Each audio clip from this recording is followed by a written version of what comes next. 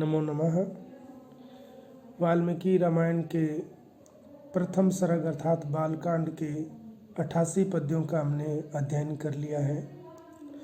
अब तक हमने पढ़ा कि सुग्रीव सहित राम जो है वो पुष्पक विमान में फिर से चढ़कर भरद्वाज ऋषि के आश्रम से नंदीग्राम की ओर प्रस्थान कर गए। यहाँ तक हमने पढ़ लिया है। इसके आगे से आज हम 89वां पद्य का अध्ययन करेंगे।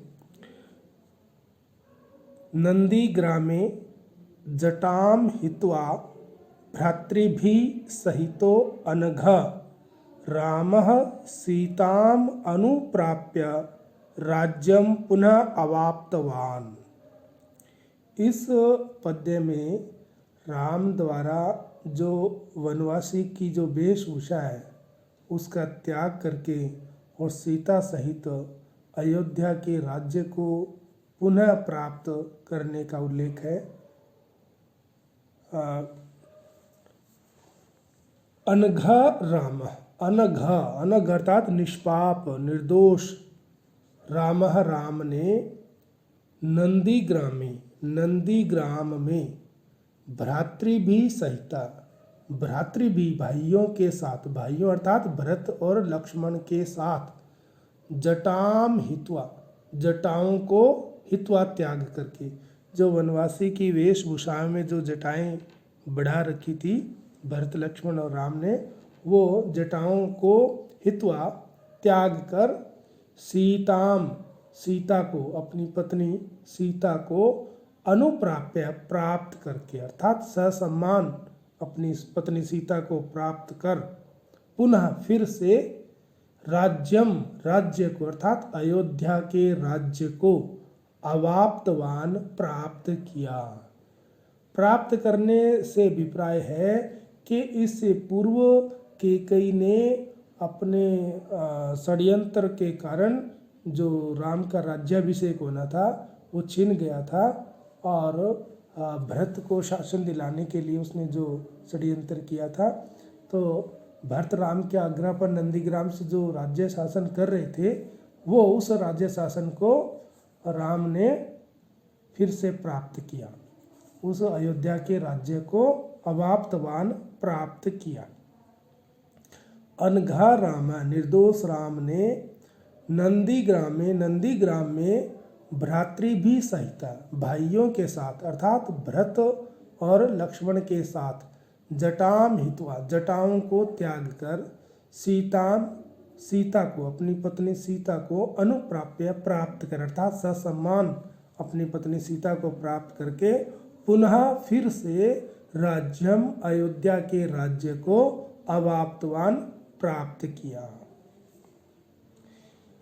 अयोध्या का राज्य प्राप्त कर लिया और राम के राजा बनने पर वहाँ की जो अयोध्या नगरी के जो निवासी थी उनका उल्लासमय वातावरण, सब लोग प्रसन्न थे राम के राज्य बनने पर। जो राम राज्य की जो कल्पना थी वो साकार हुई है और सब लोग प्रसन्न हैं और सब प्रकार से खुशहाली है, समृद्धि है, सब संतुष्ट है, आनंदित है, रोग मुक्त है और अकाल मुक्त है। ऐसी इस पद्य में 90वें श्लोक में इसका वर्णन किया गया है।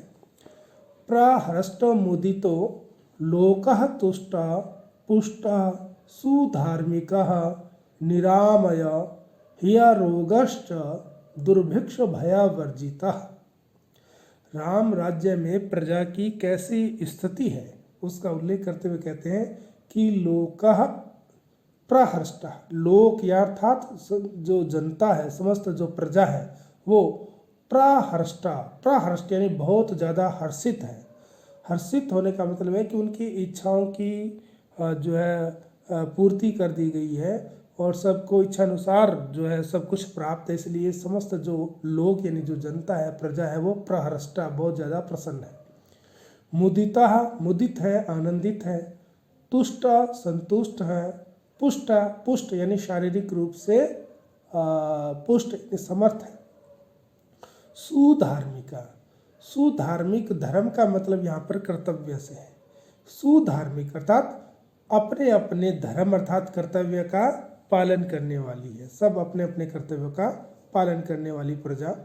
निरामय, निरामयम यानी रोग रहित, सब प्रकार के जो मानसिक रोग है उनसे मुक्त है। अरोग है और रोग मुक्त अर्थात शारीरिक रोग से भी मुक्त है। दुर्भिक्ष भयावर्जिता, दुर्भिक्ष अर्थात अकाल, अकाल के भय से वर्जित है अर्थात अकाल के कारण जो उत्पन्न होने वाला जो असंतोष है, जो उसका जो डर है उससे वो वर्जित है यानी मुक्त है, अकाल से मुक्त है, अकाल का भय नहीं है, क्योंकि अब सब और समृद्धि है, खुशहाली है, सब अपने अपने कर्तव्यों का पालन करें, सब प्रसन्न है। इस प्रकार की वहाँ की जो प्रजा है उसकी राम के राजा बनने पर इस प्रकार की उनकी स्थिति है, ये इस पद्य में बताया गया है।